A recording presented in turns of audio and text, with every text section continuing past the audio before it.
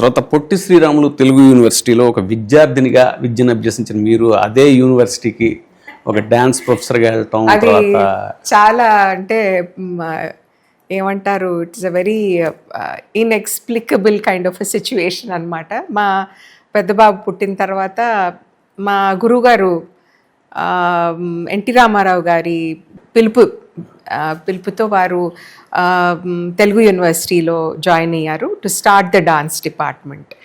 అయితే పెళ్ళైన తర్వాత సర్వసాధారణంగా కొంచెం టైమింగ్స్ అవన్నీ మారుతాయి కదా. తర్వాత బాబు పుట్టిన తర్వాత నేను అనుకున్న విధంగా అంటే గతంలో నేను ప్రతిరోజు వెళ్ళి సాధన చేయటం అది సాధ్యం కాలేదు. సో వారు కూడా యూనివర్సిటీలో జాయిన్ అవ్వడం వలన వారికి ఒక స్కెడ్యూల్ ఉండేది. సో ఆ స్కెడ్యూల్లో నేను ఒదగటం అన్నది కొంచెం కష్టం అయిపోయింది.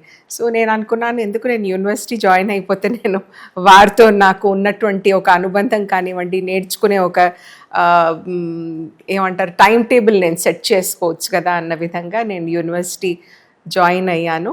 కేవలం I think I was there as a student. MA నేర్చుకోవడం అంటే ఎంఏ కోర్స్లో జాయిన్ అయ్యాను just for maybe a month.